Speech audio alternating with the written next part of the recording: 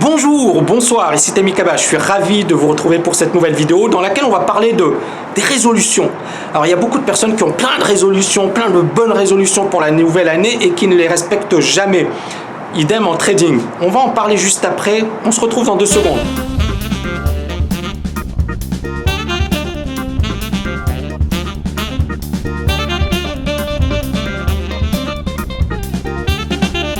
Alors, comment respecter ces résolutions pour la nouvelle année? Donc, chaque année, c'est le même manège. À la fin de l'année, j'ai des bonnes résolutions, je veux perdre du poids, je veux perdre 10 kilos, je veux apprendre l'anglais, parler couramment en anglais ou parler couramment en espagnol, je veux changer de vie, changer de métier, changer d'emploi, changer de... Bref, c'est toujours le même manège. Mais sur 100 personnes, il y en a probablement maximum 5 qui appliquent et respectent leurs résolutions. Pourquoi? Eh bien, justement parce qu'effectivement, je pense que beaucoup de personnes n'ont pas compris qu'une résolution, c'était une bonne chose, qu'il fallait avoir de bonnes résolutions, mais il faut comprendre également comment le cerveau humain fonctionne. C'est la raison pour laquelle j'ai voulu revenir justement sur l'importance de la motivation. Alors, comme vous le savez, il y a plusieurs formes de motivation. Il y a un coach que je trouve génial, un coach américain, qui a justement parlé de ces 2 motivations.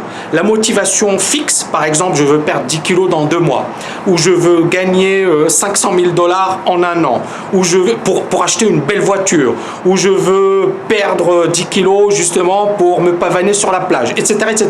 Ça, c'est une motivation fixe. Vous avez un objectif précis et vous voulez le réaliser en un laps de temps donné. Ok. Et ensuite, il y a la motivation durable, c'est-à-dire une motivation beaucoup plus profonde qui va justement vous permettre effectivement de maintenir le cap.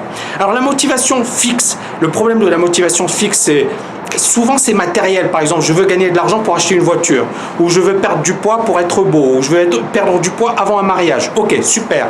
Mais on voit bien que ça s'arrête là. C'est-à-dire, vous avez un objectif, vous savez ce que vous voulez, mais ça ne va pas beaucoup plus loin. Et la motivation durable, alors le coach parlait d'une limitless motivation, c'est-à-dire qu'effectivement c'est une motivation sur le long terme, hein, il n'y a pas de limite. C'est justement le fait de se dire je veux perdre du poids pour être en forme, pour être en bonne santé, pour éviter certaines maladies, pour m'occuper de ma famille, pour jouer avec mes enfants, pour faire du sport avec mes enfants, et pour être dynamique, pour être au top au niveau de mon boulot. Donc c'est une motivation, c'est pas un objectif du genre perdre du poids pour être beau sur la plage. Non, c'est perdre du poids ou être en forme, être en bonne santé, parce que c'est important pour moi-même, pour mon environnement, pour ma famille, pour les personnes qui m'aiment, qui m'entourent, etc., etc.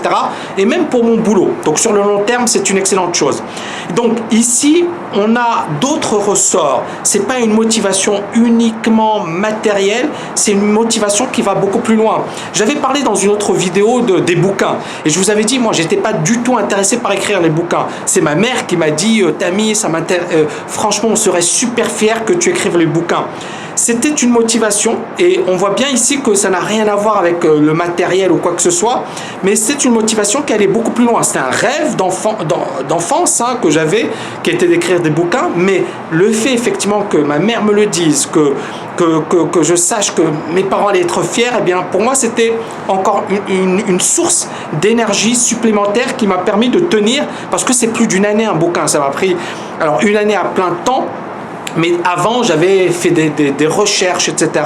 Donc, c'est minimum 2 ans, 3 ans pour véritablement écrire quelque chose de solide. Donc, encore une fois, être capable de faire la distinction entre les deux. Et alors, beaucoup de personnes vont me dire, ok, c'est très bien, super, motivation fixe, motivation durable. Mais comment rester motivé? Bien justement, il y a une recherche qui a été réalisée par l'Université de Londres qui explique la chose suivante. Il faut 67 jours pour changer de routine.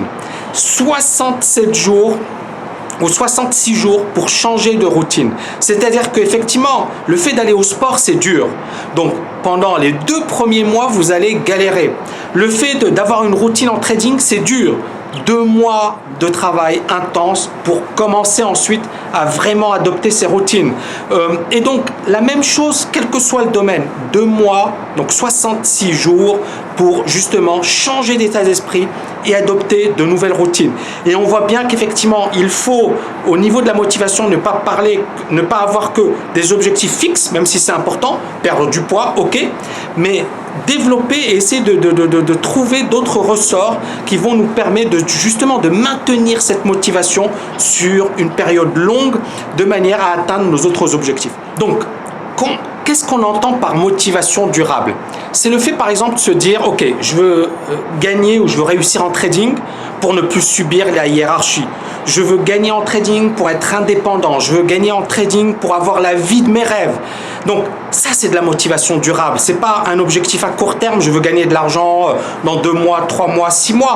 C'est je veux gagner dans ce domaine parce que ça me permettra de changer radicalement ma vie et ça me permettra justement d'opérer ou d'être dans une situation où je suis à l'aise avec moi-même. La motivation ici dépasse de loin un objectif purement et simplement matériel et effectivement on essaie de puiser au fond de nous-mêmes ce qui va nous permettre de donner le meilleur de nous-mêmes pour atteindre nos objectifs. Voilà, j'espère que vous avez aimé cette vidéo, n'oubliez pas de la liker, si vous avez des questions posez-les moi sous la vidéo et je vous dis à très bientôt.